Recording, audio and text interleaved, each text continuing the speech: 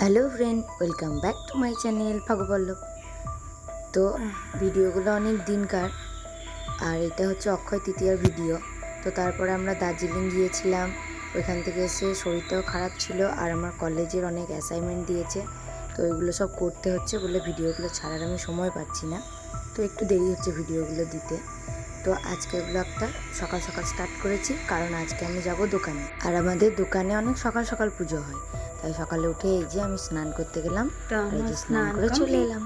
আর তখন সকালবেলায় ইন্টারভিউটা দিইনি, কেন কি ঘুম থেকে উঠে ভালো লাগে না। তো এখন আমি রেডি হচ্ছি। আজকে হচ্ছে অক্ষয় তৃতীয়া, আমাদের দোকানে পুজো। তাই আমি মা কাকা ফোন করেছিল, তারপরে ভাই ফোন করেছিল।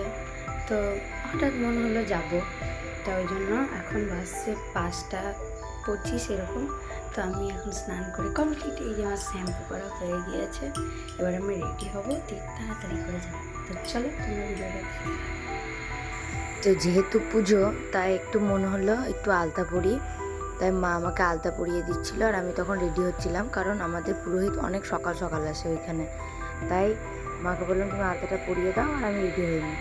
যে মা আলতাটা পরিয়ে দিলে আমি রেডি হয়ে গেলাম। তো এই যে এবার আমি চলেও এসেছি, আর আমি ডাইরেক্ট এখানে এসেছিলাম, মানে দোকানে চলে এসেছিলাম। এখানে একটু ফলগুলো বনিয়ে দিলাম, ছোটো মাকে একটু হেল্প করলাম। ছোটো মাকে তখন পুজোতে বসলো ঠাকুরমশাই, আর আমরাও সবাই বসলাম।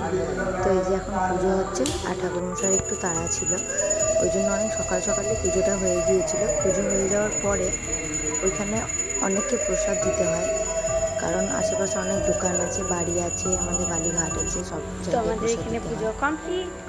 এবার এখানে প্রসাদগুলো দিয়ে দেবো, এ করবো, দিয়ে আমরা বাড়ি যাবো। আর এটা আমাদের নতুন গোডাউন, এইখানেই এই বছর পুজো হলো। তো আমাদেরকে ঠাকুরগুলো দেখাই।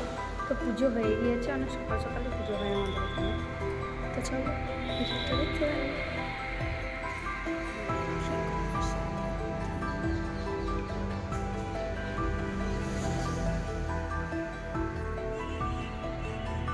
তো ঠাকুর তো দেখলেই আমাদের লক্ষ্মী গণেশের পুজো হয়েছে। আর এই যে এই হলো কুট্টুস, ও আমাকে দেখেছে, দিয়ে আমি ওকে বার করলাম, ওই জন্য ও এসে ঘাড়ের উপর বসেছে। আর দিয়ে মা বলছে যে ওর এখন খুব বদমাইশি বিদ্যা হয়েছে, কি নাকের কানেরগুলোকে সবসময় ঠোঁট দিয়ে টানছে। আমার তোমরা দেখলে বুঝতে পারবে কানেরটা কত জোরে টানছে। কানেরটা যখন পাচ্ছে না, আমি বলছি এটা চুমু দে, মুখটা নিয়ে যাচ্ছি, তখন নাকেরটা ধরে টানছে। মানে ওর সোনার প্রতি খুব লোভ হয়ে গিয়েছে থাকতে থাকতে, আর এমনভাবে টানছে পুরো মনে হচ্ছে কোনো মানুষে টানছে। এই যে দেখো, দেখছে দেখো। তো অনেকেই বলে ওর এখনও লোম হয় না কেন, ও অনেক ছোট্ট, ওই জন্য ওর এখনও লোম বেরোয়নি। ওর লোম বেরিয়ে যাবে, একটু দেরি হবে। তো এই যে জ্বালিয়েই যাচ্ছে আমাকে তখন থেকে।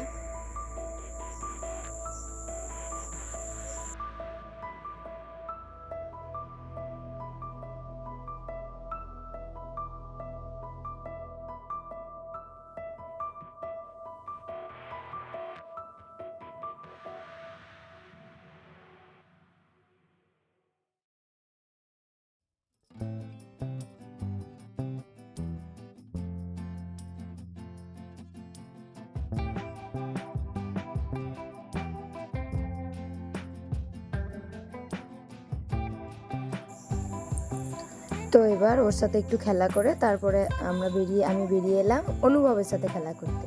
আর অনুভব ছিল না, অনুভব গিয়েছিল ওর মায়ের মামার বাড়ি।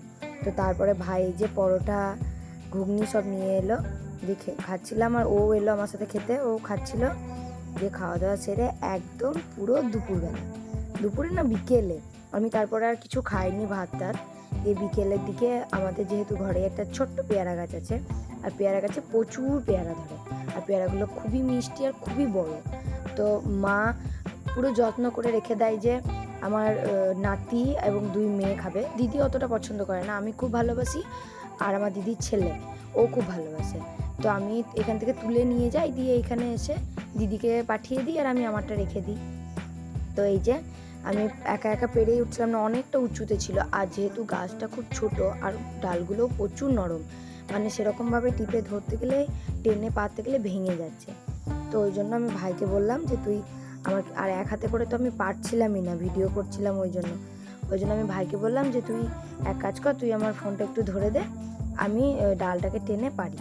তো এই যে, আর পেয়ারাগুলো হয়তো ক্যামেরাতে বোঝা যাচ্ছে না কত বড়, খুবই বড় আর খুবই মিষ্টি। তো এই গাছটা না পিসির ঘর থেকে আনা হয়েছিল, পিসিদের ঘরেও এরকম একটা গাছ ছিল, তো পিসিদের ঘর করার জন্য গাছটা কেটে দেয়, কিন্তু আমাদেরটা এখনও আছে। আর আমার বাবা প্রচুর যত্ন করে এই গাছটাকে রেখেছে, মানে গাছটা যেহেতু পুকুরের ধারে আছে একদম, অনেক সময় গাছটা পড়ে যায়, তবু ওই একটা বাঁশের ঠেকা দিয়ে ওইটাকে দাঁড় করিয়ে রাখা হয়। এই যে আমি পেয়ারা পাড়ছি আর তোমাদের দেখাচ্ছি, দেখো। তো তারপরে এই যে আমি পেয়ারাগুলো পারলাম, পেরে এবার আমি ঘরের ভিতরে রেখে দিই গা, কারণ যতই হোক কেউ চাইলে তো আর আমি দেবো না, ওই জন্য। আর ভাই যে সমানে বলছে চোর চুরি করে নিয়ে যাচ্ছে, দেখো।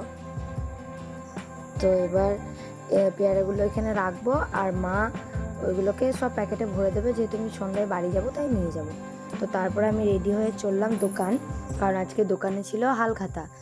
তো আমরা বললাম একটু গিয়ে আড্ডা দিয়ে আসি। তো এই যে আমি এখানে বসেছিলাম ভিতরে, ক্যাশের ভিতরে ছিলাম, আমি সবাইকে মিষ্টি দিচ্ছিলাম। আর ভাই আর এই একটা দাদা ভাই, ওরা সবাই ক্যালেন্ডারগুলো আর প্যাকেটগুলো সব রেডি করছিল। আর এখানে একটা দাদা আছে আর কাকা আছে, দাদা রমেশ দা হিসাবগুলো দেখছিল আর কাকা পয়সা নিচ্ছিল। তো এই যে আমি অনেকক্ষণ ছিলাম, প্রায় 1.5 ঘন্টার উপরে ছিলাম, দিয়ে তারপরে বাড়ি চলে এসেছি।